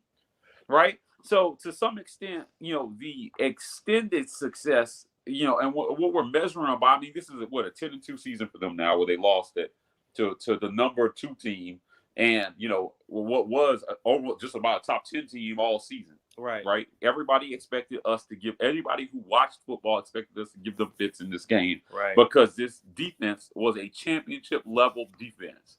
And they still offensively put a ton of points on us because the talent gap, I think, is that big. Right. I'm telling you, we held everybody all year to under 24 points, and somehow at home in our rivalry game, the biggest game of the year, we gave up 45 points. Well, so you think LSU's offense is worse than Bama's offense? No, they won. No, we ain't talking about LSU. We talking about Auburn and Alabama right now. I understand that, but you said because the talent gap was so wide, that's why. Between Auburn and Alabama. LSU also been recruiting better than us as well. Right, yeah. Between Auburn and Alabama, I'm telling you right now, the offense that they fielded, right? I think from a talent standpoint, even though I think that this Auburn defense is championship level, I still think that overall they had better offensive talent than we had defensive talent. And I'm giving Bama their roses. Yeah, and I'm a Bama hater. Yeah. This offense is prolific, bro. Yeah, it was prolific. But I said that before the game. Quarterback. I said before the game that they was going to score. Yeah, listen, man. If Tua plays, we lose. If Tua plays, we lose. I disagree. Track me. I disagree. Yeah, like we lose. I disagree. Period. I disagree. I think they had to break. Wait. So if Tua plays, we still win? Tua doesn't throw 2 pick sixes tonight. I'm sorry. No. Tua, no, you're right. Tua does not throw 2 pick sixes. But what Tua does have is on tape versus quality defenses. So I'm talking about what LSU did to Tua last season. I'm talking about what Georgia did to Tua last year in the SEC championship game. What Clemson did to Tua. When people who have talent on defense and a quality defensive coordinator, which we had both this year, they have him. He is not an unsolvable puzzle. He has tendencies. He has things that you can take advantage of, which is, again, why you can beat them 44-16 in the international championship game if you got time. We didn't get that shot, but best believe I have the utmost confidence that Kevin Steele had more prepared from Tua because he knew exactly what he was going to get from Tua Tagovailoa. With Mac Jones, you don't know I don't know. Who knows? Who cares? I mean, you knew that receivers were going to have to do the bulk of the work, and they did. You knew they were going to lean on Najee Harris. You had to. You had a dude who had never played a meaningful game in his life, and he was going to get tagged if they didn't protect him by running the ball, so they did that. But I think Kevin Steele, knowing who Tua was, like I think, was it Marlon Davidson before the game said, no, it's not the same without Tua. But they wanted to play against Tua. they wanted that, and I think they would have risen to that challenge. I really do. I mean, that's just me. It doesn't matter at this point, but we never know. Yeah, we'll never know. Yeah, I'm just telling you right now. I seriously doubt that. And the idea. This is the last I'll say on this subject, and I'll let you guys have at it. Right, the idea about program building and developing. There are a few schools out there right now, who truly develop talent. Right. These 5 stars that come in, you can underdevelop them, man. You can move them backwards. Just because you recruit a 5-star does not mean that they're going to be a world beater. right. We've seen that. We've seen Auburn do that with 5-star offensive talent. We've seen them move them backwards constantly, right? And move them out. And we've seen them transfer, and you don't see it really happening at Clemson, right? When they come in 5 stars, if they do transfer, they do go to other schools and kill it, right? Here, I mean, there's not happening at Auburn right now, bro. So, again, that's why I think the talent gap. To answer Ike's question, yeah, you know what? I will say I do agree that when the talent is even, I think that's kind of a given, right? Yeah, listen, Alabama is a little bit more susceptible. There's only a couple schools in the country who can really claim to have equal talent to them, only because there are only a few schools that recruit as consistently and develop as consistently. There's 2 sides to that coin, recruit and develop, because a lot of people recruit, right? We recruit. We don't develop as consistently. Alabama's guys are all over the NFL. I got them on my fantasy teams, right? And I have 0 Auburn guys on my fantasy teams. You probably should, but okay. Right. I'm just saying. I'm like, name them. Who? Cam? He's hurt. No. Who we got? Jonathan Jones has had a wonderful year. He's on my fantasy team, bro. He's on defense. Slayton doing work. Players. Slayton is having a good year. Yeah, he's not an option for me. So that's all I'm saying. Listen, man. When you look at the body of work, Saban brought a much more talented team into this Iron Bowl. We're acknowledging that the most talented team or the better team doesn't always win. I don't think that we necessarily outcoached him tonight. Right. I don't think we outcoached him tonight. I think that so we had some guys step up. You named Carlson as your MVP. I'm telling you, you did that for a reason. We don't win this game without him. But if you're telling me the game script was to kick 4 40-plus yard field goals for a guy who has missed half of all the 40-yard field goals, it wasn't. We were very fortunate that he woke up tonight and made those field goals. I don't think the coach had anything to do with it. So I think you're missing what I was asking in the question. I'm not saying did Nick Saban get out coached tonight. If that's what you thought my question was did he get out coached? Then no. What I'm saying is I agree with you. I agree with you that when the talent is even, in a way, we were kind of saying the same thing. Yeah. When the talent is even, right? I was contending with B's point is that the talent in this game was not even though. So I don't think this is a good representation of what you're saying. I don't. The talent in this game wasn't even. I think this is actually an example of where he got beat by lesser talent. He did, and lesser coaching. He did. Wait, but the part that y'all were kind of evolving this question into was, yes, they have more talent, player for player. Why is their unit not as talented as our unit? Like offense, yes. Defense, they are not needing for talent on the defensive side of the ball. Right. We have some people who were 3s and 4s that played up, that we developed up. We're developing much better on defense since Kevin Steele got here, and that's a credit to our coaching staff. However, they still aren't needing for 4s and 5s over there, but their defense was not as good as our offense was worse than their offense. So I mean, we can't look at the point spread and say, oh yes, look, their defense versus our defense. That's not how that works. As a unit, our defense was better coming into this game all year than their defense was and has been. And it is because we have a couple studs. Yeah, we got a couple studs. And we also got some guys that just, man, where did he get that from? Who knew Christian Tuck was going to be this good on the college level? Who knew that Smoke Monday was going to develop into this? I didn't know that. I wouldn't have been able to tell you that. We didn't even want Daniel Thomas. We missed out on another dude. I think it was Nigel Warrior that we missed out on. And he went to Tennessee.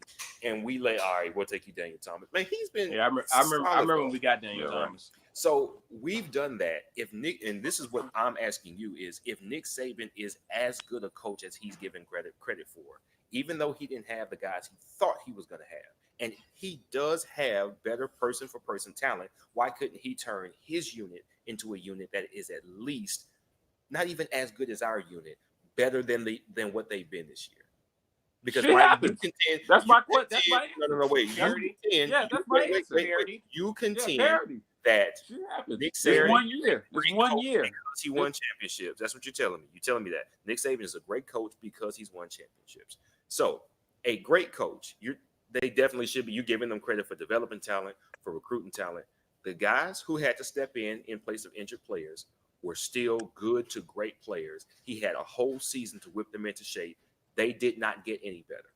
Why? If your coach is great, your team should improve. Why? Yeah, right. But you're taking a 1 year sample size. I'm telling you, they've done it every year. Shit happens, right? It's just 1 year. You're not answering why. You're just telling me it happens. That's not an answer. Can I give you an answer? Turning top tier talent into a great unit. Can I give you an answer? If what happens next year? Can I give you an answer? But then they'll be even better. It's like, again, he has to have an embarrassment of riches to do what you're saying makes him a great coach. I don't think that makes you a great coach when you have to have a super advantage to dominate. Who can you? Well, no, I can't say that. There are coaches who could have as great an advantage and not dominate. Mark Richt did that for quite a few years, honestly. However, Nick Saban is a better coach than Mark Richt. I'll give you that. So if we comparing those apples, Georgia has had some teams so stacked. That's not even an argument. That they were putting so much talent in the NFL. And Mark Richt did the best he could do was an SEC championship appearance with it. So yes, if we're going to go apples to apples, I compare, not exactly, but Georgia had years where they were so far superiorly talented to teams that they played in their conference, and they lost games they had no business losing. Nick Saban had that same embarrassment of riches, and he won championships with it. So, yes, I'm saying he is at least a very good coach. Great is another word, it's another level, and I can't, unless the playing field is even, I can't give you great. I can't. I just can't. Belichick. That's fine. That's fine. Can we agree on this? Can we agree on the fact that well, this is a new idea. Can we agree that leadership has played a big part with this Auburn football team not falling apart? Sure. I mean, you got your best players, your highest quality players. Player leadership. Yes, correct. When they are in it to win and steal, when Derek Brown and Marlon Davidson don't start saying, man, whatever, no comment in interviews because they lost what they knew was the de facto SEC West game for us against LSU, when they don't quit on the season and then we lose to Georgia too, we have quality leadership on the defensive end. Okay. That emanated down to the rest of the team. Yes. Could it just be that the leadership on our team showed themselves strong tonight, and the leadership on Alabama's side was injured? Yeah. He was in crutches. Who was their leader? Tua. You telling me? Here we go. So it's okay. All right. All right, B. Fine. I get it. All right. Let's move on. We'll move on. I'll send you some hate mail. So basically, we're not going to agree on that. Tua was throwing. We're not going to agree on nothing tonight. Passes of hope is what Tua. Oh Lord Jesus. So the leadership is why they didn't win this game. Okay, it's a factor. It's a factor, bro. A lot of things go into it. Look, there was no single reason that Auburn won or lost won this game. One of the things I give this team credit for is they play hard for Malzahn, as hard as we dog Malzahn out. Yeah, right. Listen, they still playing for him. They didn't quit on him like they did on Chiswick back in the day. Right. So, like these kids are playing hard. That speaks to the leadership in that locker room. Right. And sometimes the other team just wants it more. We wanted it more tonight. You have to factor that in. Right. You know what? I will say this too, though. I know I already can see B's face when I'm saying this, but I will say it anyway. Saban did talk. I've heard Dabo Swinney talk about it, and you've heard Jalen Hurts kind of repeat it when he said when they started pub in Oklahoma, they started gassing them up, and he said he tweeted out or whatever, he said rat poison, something that Saban used to say. And he talked about how hard it is when after you build a winning culture, to keep entitlement out of your locker room, right? You know, the whole we're Alabama, so we're supposed to win, like to keep them motivated, Right. you know, to come in and not have those letdown games that everybody has after they get good, right? You know, they have. I mean, you played enough of those games, you're going to lose some of them, right? But they've won more than they've lost. Obviously, their record shows that, you know, and I think that kind of plays into it a little bit with some of these teams. You know, the whole tradition of winning or whatever, right? Like you said, I mean, sometimes the team that just got nothing to lose just wants it more. Right. They want to beat you more. Now, all those kids know is winning, right? So they don't know what it's like to be in a real dogfight. They got in one tonight, and you know what? It might make them better next season. No, I disagree with that. On the reason I would argue that they need games like this every once in a while. The They only need reason to I lose these disagree games to with stay that, great. Mike, is because all the players who were meaningful, they got their ass whooped at the end of last season. So that if they had some motivation, if they had something to play for, then they would have had that from the beginning of the season. Right, but they won a championship just the year before. Wait, let me finish. And then they got whooped by LSU at home. So listen, I don't buy that, because usually if they were coming off like 2 straight ships, I get it.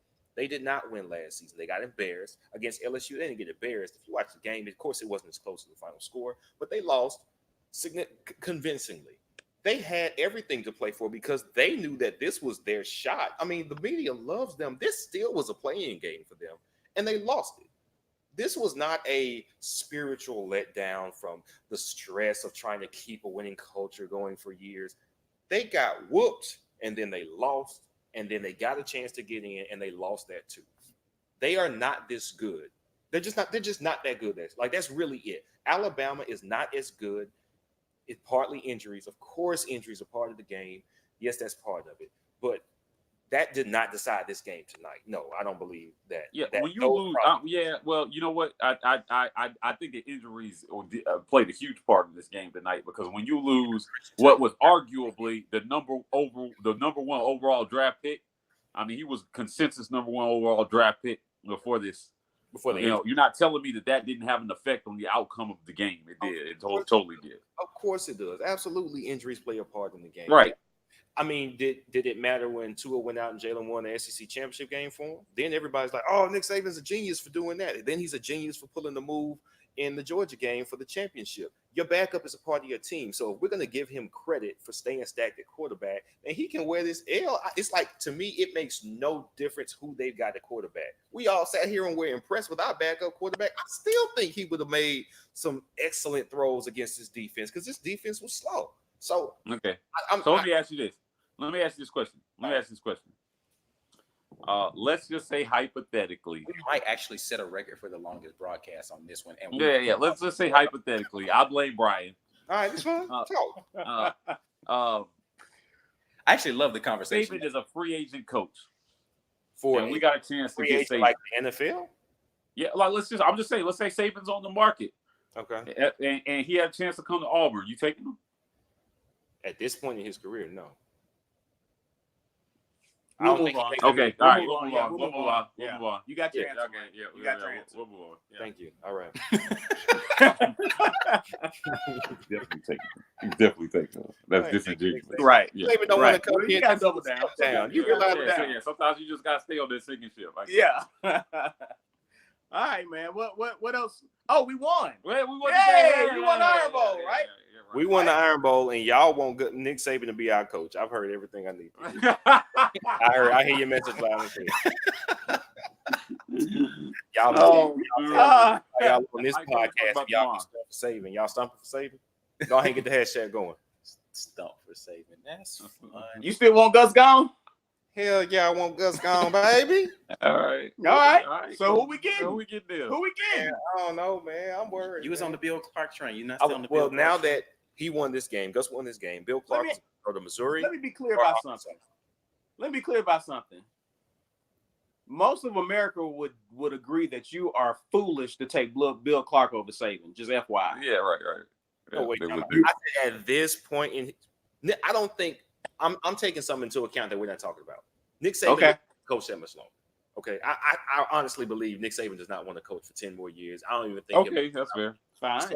with that You knowledge, make the same argument for Stoops. if you're telling me flip a coin right now and they're both 55 years of age, who do you want? And Nick Saban is the option. Of course, I want Nick Saban because he had all those prime years of how to build and how to develop. And something, you know what? What's something that that a coach is responsible for? Just like we have to give Gus the heat for choosing Bo over Gatewood, no matter what those pressures were behind the scenes, because that's still your responsibility as a head coach, right? Is to make those decisions, to balance out whatever scuffling may be with all the money people who are, doing all the funding. Nick Saban said, look, I'm going to do this. And not only that, Alabama was desperate. Rich Rodriguez had just turned them down. A mediocre coach had just turned Alabama down, and they just threw the draws at Nick Saban. Nick Saban said, I'm going to do what I want to do. Leave me the hell alone. And they had to because they had no other options. And he returned that faith. He rewarded that faith that they had in him. I think there is something to being able to come in with the power and being able to say, listen, I'm going to do it like this. You're not going to tell me what to do. I'm going to do it my way and leave me alone. He was picking his coordinators very well. He was recruiting very well. He always has. He was developing. Right. No. Here's what happened, though. The success that y'all talked about, that is, it can lead to complacency, but it also leads to your coordinators leaving. Right. They have been leaking coaching talent for the last few years because every time they make a run, people know they can just go there for a little coaching career tune-up. Right. Cost of success. Yeah, it's a cost of success, man. It's turnover. Right. Now, so what you see is now that those coordinators are not in pocket anymore, they look a little more.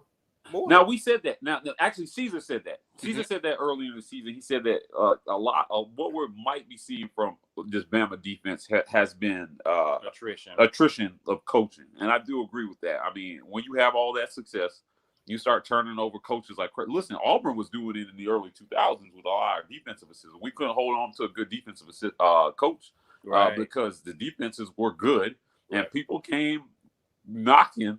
And it was just like, okay, how do you sustain success when you keep turning over your assistants?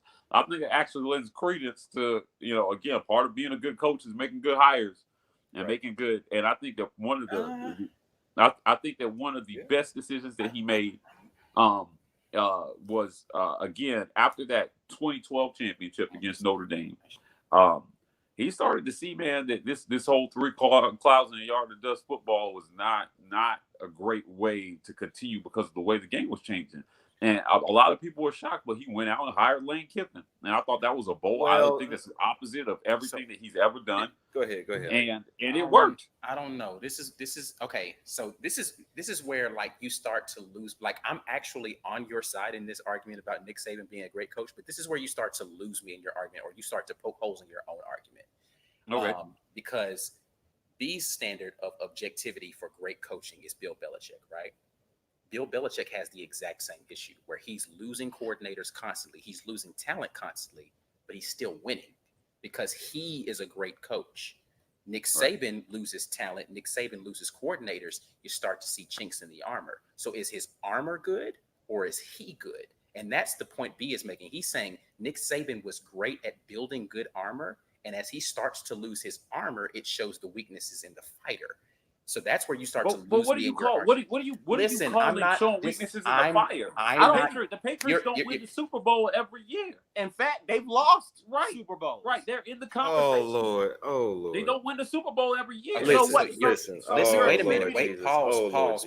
So you're using Bill Belichick as the gold standard, for what a great coach is he's been beaten. Right, we're gonna put a pin in Bill Belichick because the standard of objectivity in the sport is what's different. He has been to 7 Super Bowls in how many seasons as the Patriots head coach? I don't even know. 20. Listen, that is unreal. That's unnatural. All right, he's Frankenstein. He's possessed by something. You can make the same because you know what?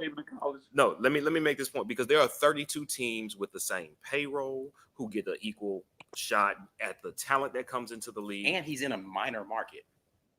That's true too. So with all those things being said, realistically, and I'm being realistic, and I want us to get on the same page about this. So how many teams would you say are actually equivalent to Alabama in funding, football tradition, state institution, just the importance of their sport in their area or state.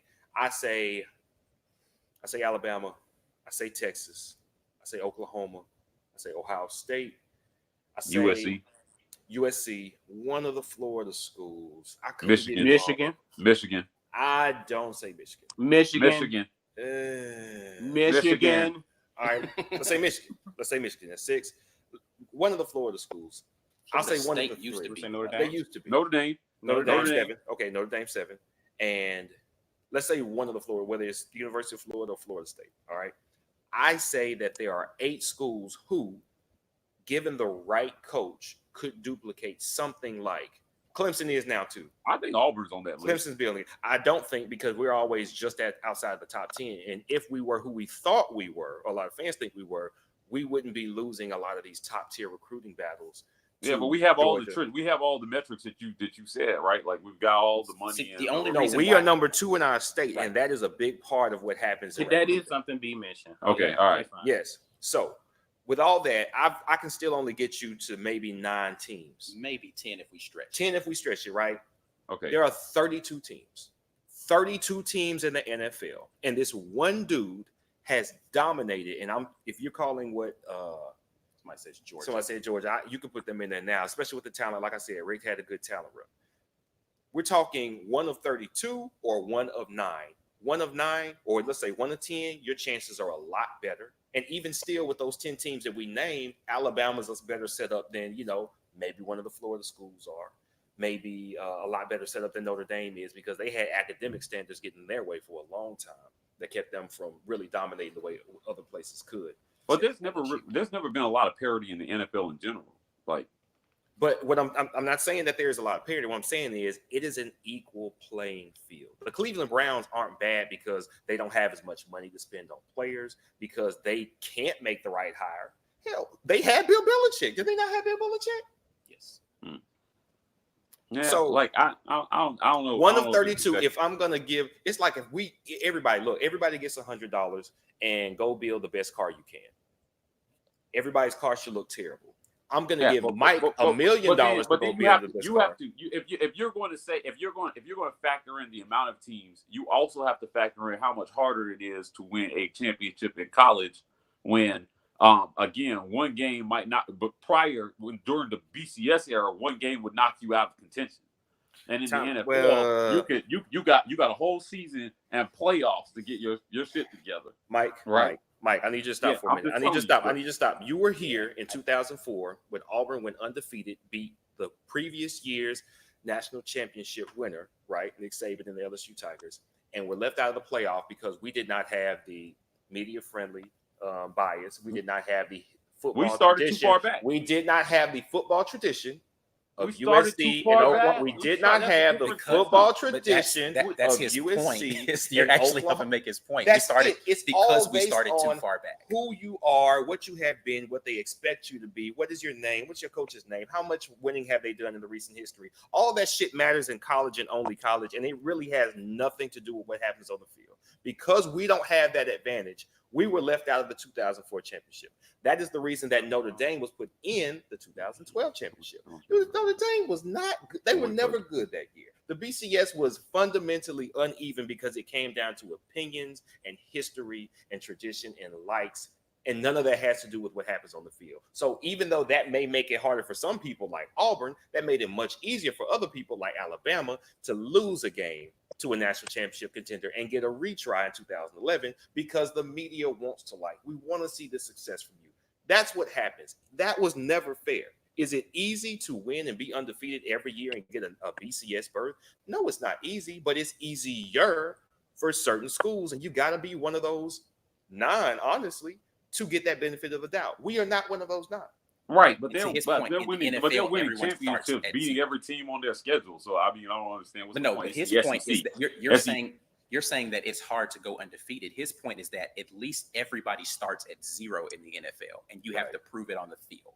Right. Every year, whether you Okay. lose, you have to prove it on the field. You don't necessarily have to prove it on the field because we have sat here and talked through scenarios where teams with one loss are not going to be in contention because of where they are in the standings today, not because they're a better team. And even though we can argue that Alabama was a better one-loss team than some of those others, but we know that because of who Alabama is, that's the reason why they didn't drop. Not because Alabama's so much better than these other teams. There's no way they could prove that on the field. Right. They proved it tonight that they didn't belong. So, okay, so then name me a championship that Alabama got in that they didn't deserve to be there.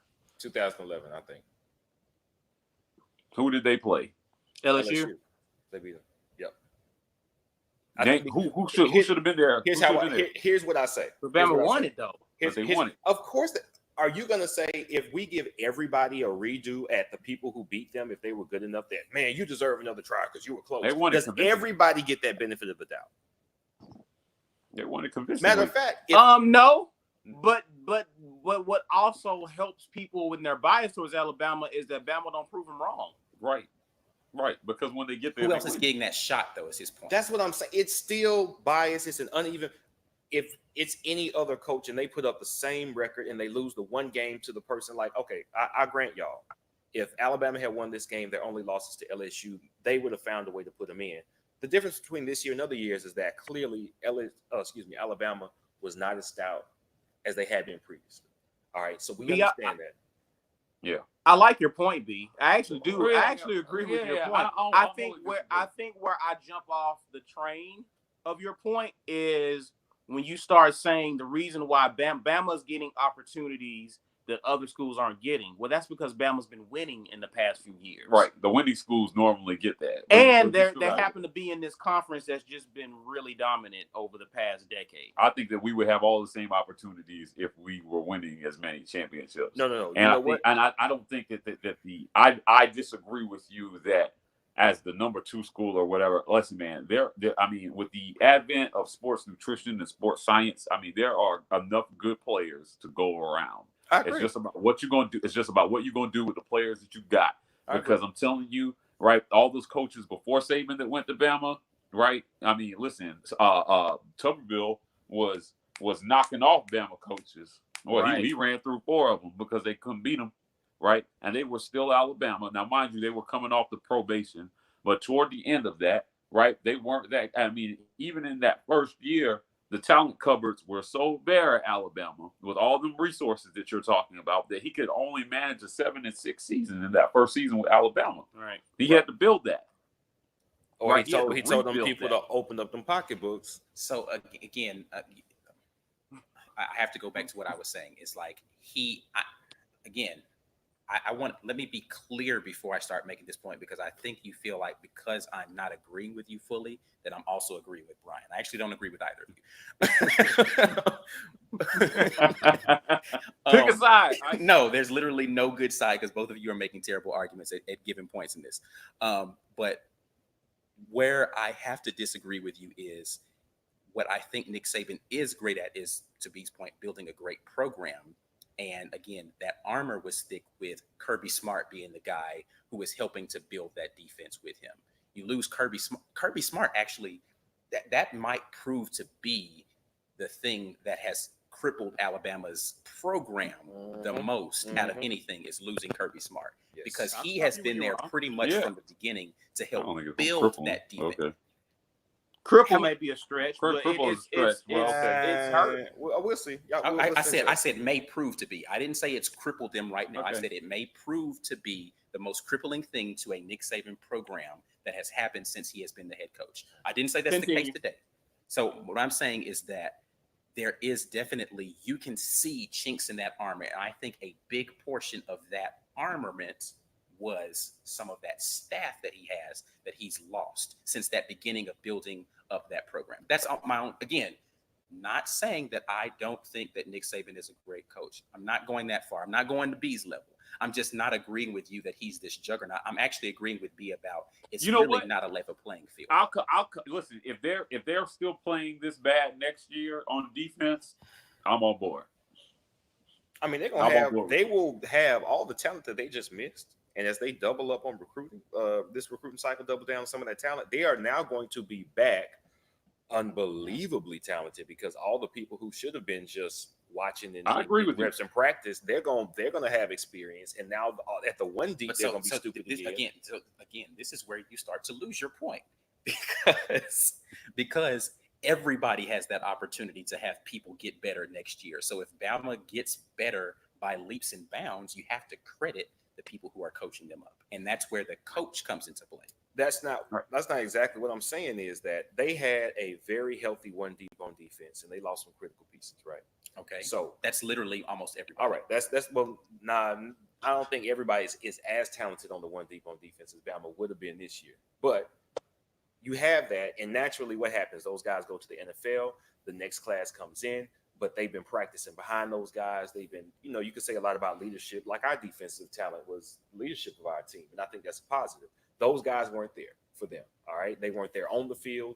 I don't think, to y'all's point, even though I made fun of it, yeah, it is something to have that leadership on the field with you. I'm not saying that's the only reason they lost this game, but there is something to that.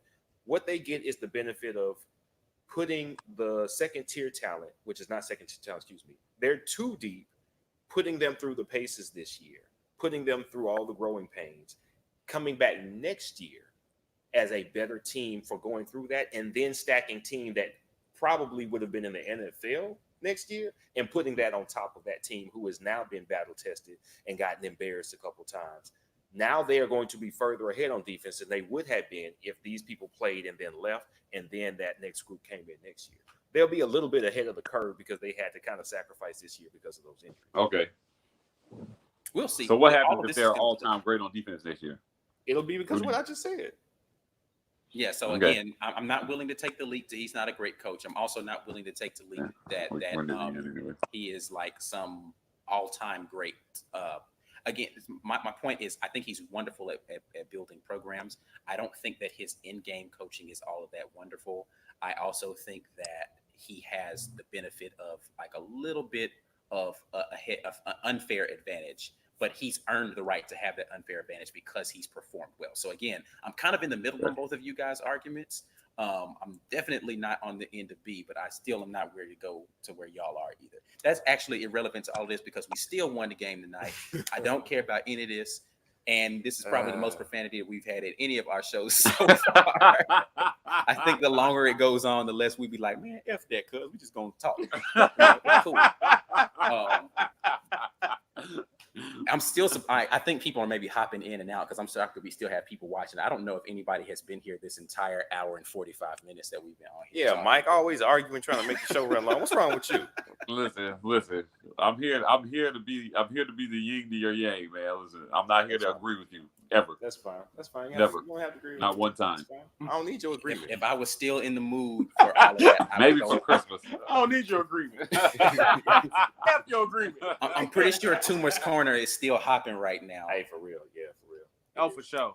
Yeah, so it's a beautiful thing anytime we beat Bama, even if that means we get to have to keep Gus. I'm sorry. I will swallow that bitter pill for the enjoyment of beating Gus every single time. You know something, Well, bro, listen, my group chat, I'll put it this way. My group chat of Bama fans, the meltdown has begun. Amazing. It's incredible. It's delicious. Incredible. So, B, yeah, I get it. I understand, bro. I want better coaching, but I'm fixing to enjoy this. Yeah. So, yes. Yes.